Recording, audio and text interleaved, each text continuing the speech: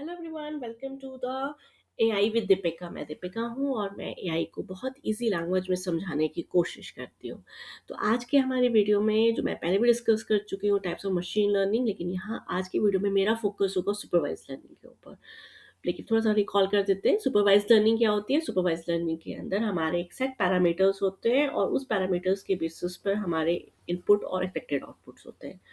तो वो उसको हम सुपरवाइज लर्निंग के अंदर करते हैं। अनसुपरवाइज लर्निंग के अंदर हमारे पास हम अनसुपरवाइज लर्निंग में हम उसमें हमारे पास जो ऑलरेडी पहले से बहुत ज़्यादा ह्यूज नंबर ऑफ डाटा होता है, उस डाटा के अंदर हम पैटर्न्स का स्टडी करते हैं। कोरिलेशन रिग्रेशन कोरिलेशन जो होते हैं डाटास के बीच में, हम वो सारे चीज़ों को स्टडी करते हैं। और रीइंफोर्समेंट लर्निंग के अंदर अ, वो कंडीशंस जिसमें से एक ही सिनेरियो के अंदर मल्टीपल कंडीशंस हो सकती हैं और अलग-अलग कंडीशंस के हिसाब से क्या-क्या इनपुट और क्या-क्या आपके आउटपुट हो सकते हैं, तो वो हम स्टडी करते हैं रीइंफोर्समेंट लर्निंग के अंदर। लेकिन आज का वीडियो जो होगा वो हमारा फोकस करेगा सुपरवाइज्ड लर्निंग के ऊपर। सुपरवाइज्ड लर्निंग आपकी मेनली 2 टाइप्स की होती है। First is classification and second one is regression. Supervised machine learning को समझाने के लिए मैं आपको एक एग्जांपल दिखा रही हूँ, जिसका ये है आपका label data set. Label data set में हमारे क्या होता है, एक स्पेसिफाइड इनपुट होता है और उसके बाद उस इनपुट का अपना हमारा एक आउटपुट होता है, एक सेट आउटपुट हम डिफाइन करते हैं। तो मतलब जैसे कि आप लोग कहते हो एक प्रोग्राम बनाते हो, तो प्रोग्राम में आप एक इनपुट देते हो और एक्सपेक्टेड आउटपुट रखते हो। तो ये आउटपुट होना चाहिए। तो वेरिफिकेशन के तो वही आपका इसमें हमका हमारा वो बहुत ट्रेनिंग भी होती है और वैलिडेशन भी होता है डाटा सेट का, लेबल्स का। तो ये डायग्राम्स है, इस डायग्राम के थ्रू आप समझ सकते हैं कि आपका सुपरवाइज्ड लर्निंग क्या होती है। इसमें आप सपोज कीजिए कि लेबल डाटा है, एक इनपुट है, रॉ डाटा है जिसमें बहुत सारे एनिमल्स की फोटोग्राफ्स है। लेकिन इनमें मेनली अब हम अपने लेबल्स बनाएंगे। लेबल्स की स्पेसिफिकली कौन कौन से एनिमल्स है विदाउट रिपीटिशन। तो इसमें काऊ है, एलिफेंट है और कैमल है। नंबर कितने भी हो सकते हैं, लेकिन इसमें मेनली 3 तरह के एनिमल्स है, काऊ, एलिफेंट और कैमल। अब हम इसको क्या करेंगे, हम ट्रेंड करेंगे डाटा सेट को। हम मशीन को दिखाएंगे कि काऊ ऐसे दिखती है, एलिफेंट ऐसा होता है और कैमल ऐसा होता है। हमारा एल्गोरिथम जो होता है वो आपका डिफाइन करेगा और उसी के बेसिस पर डाटा की जब प्रोसेसिंग होएगी, तो जब प्रोसेसिंग करेंगे हम अलग-अलग इस पूरे लेबल डाटा सेट्स के फोटोग्राफ्स को दिखाएँगे, तो वो आइडेंटिफ़ाई करेगा कि ये एलिफेंट है, ये कैमल है, ये काऊ है। जो भी हमने उसको ट्रेनिंग डाटा सेट में उसकी, चाहे हमने ट्रेनिंग डाटा सेट में हमने उसकी एलिफेंट की या एनिमल्स की, हमने अलग-अलग एनिमल्स की फोटोग्राफ्स दिखाई हो या फिर हमने उनके फीचर्स बताए हो, तो उसके बेसिस पर वो आइडेंटिफ़ाई करेगा। तो ये होता है आपका सुपरवाइज़्ड लर्निंग के अंदर। आप समझ सकते हैं कि इसमें इनपुट हम ट्रेनिंग करते हैं। अब क्वेश्चन ये आता है कि एल्गोरिथम कैसे बनते हैं। एल्गोरिथम्स बनाने के लिए हमारे अलग अलग तरीके के हमारे रूल्स होते हैं। तो अब वो भी मैं आपको बताऊंगी कि कैसा होता है।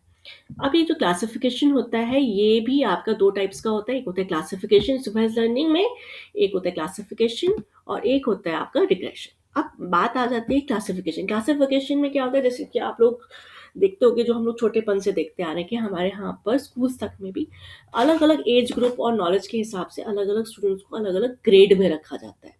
तो उसी तरीके से हम उसको क्लासिफिकेशन कहते हैं। जैसे कि आप लोगों ने डाटाबेस मैनेजमेंट सिस्टम में भी पढ़ा होगा कि हम लोग अलग, जैसे मान लीजिए आपका एक ग्रुप है फर्नीचर।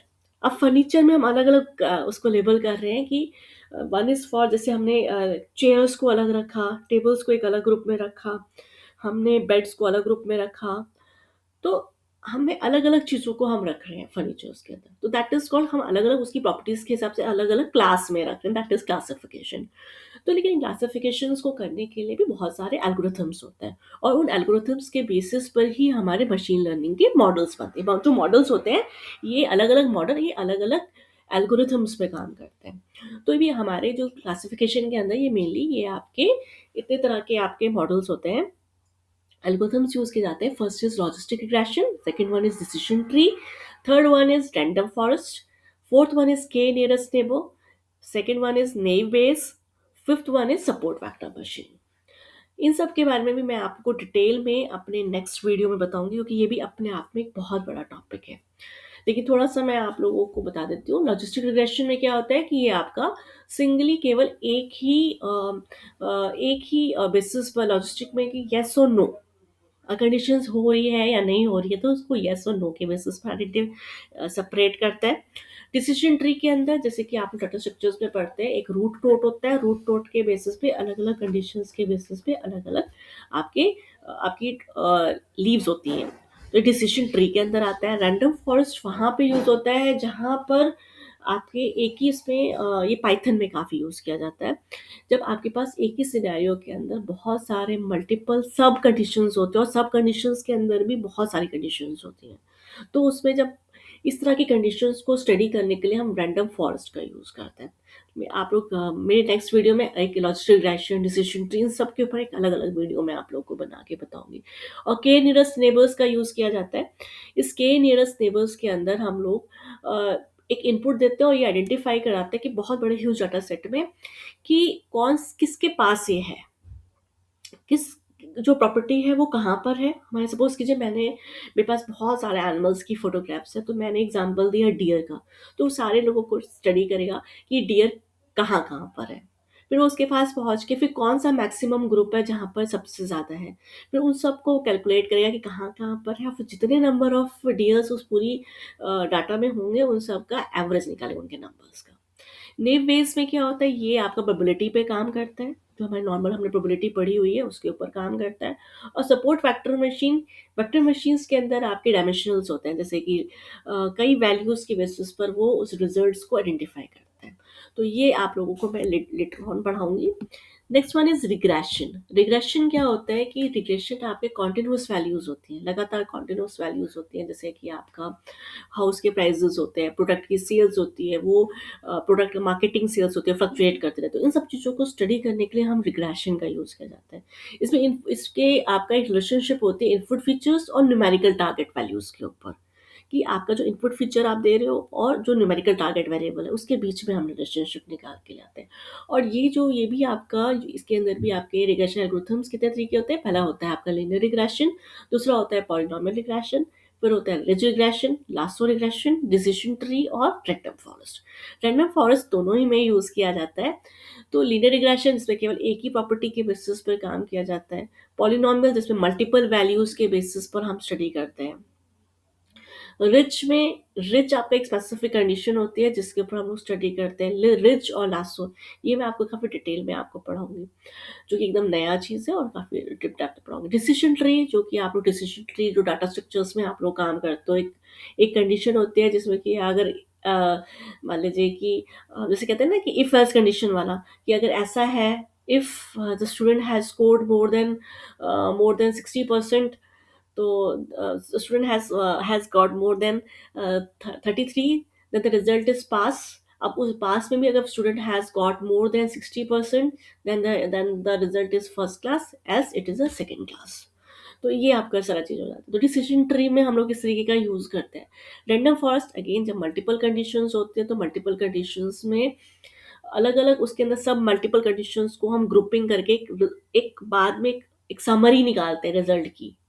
ये वो चीज़ें होती हैं आपकी रैंडम फॉरेस्ट के अंदर।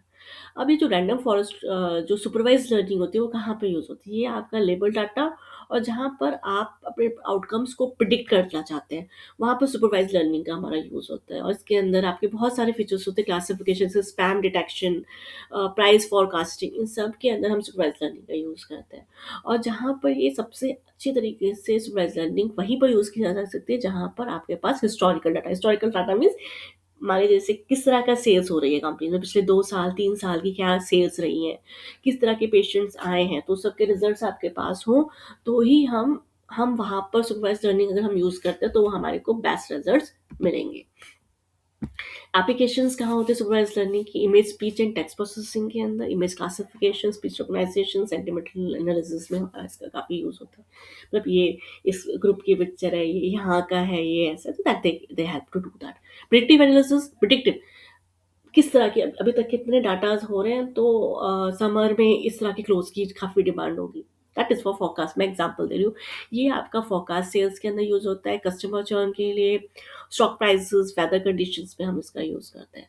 रिकमेंडेशंस में और पर्सनलाइज़ेशन में, जैसे कि आप लोग नेटफ्लिक्स वगैरह में आप लोग देखते हो, तो वहाँ पर रिकमेंडेशंस होती हैं आपकी आपकी चॉइस के हिसाब के अकॉर्डिंग प्रोग्राम्स की। तो ये भी यहाँ पर कर सक होता है मशीन लर्निंग के through. Health health care finance में हम लोग यूज़ करते हैं, मेडिकल डायग्नोसिस, फ्रॉड डिटेक्शन में। ऑटोमेशन एंड कंट्रोल कहते हैं। ऑटोमेशन व्हीकल्स जो आप लोग आजकल काफ़ी सारे यूज़ेज़ होते हैं, तो उसमें ये आप लोगों को काफ़ी सारा चीज़ें फीचर्स को बताने में ये आपकी मदद करता है। तो यहाँ पे सुपरवाइज़्ड लर्निंग का यूज़ होता है। ये से सुपरवाइज़्ड लर्निंग के जो एल्गोरिथम्स हैं उसके बारे में आपको नेक्स्ट वीडियोज़ के बारे में डिस्कस करूँगी। तो आप लोग मेरे साथ रहिए और मैं अगले वीडियो में आपको अनसुपरवाइज़्ड मशीन लर्निंग के बारे में डिटेल में बताऊँगी। So thank you very much. Have a nice day.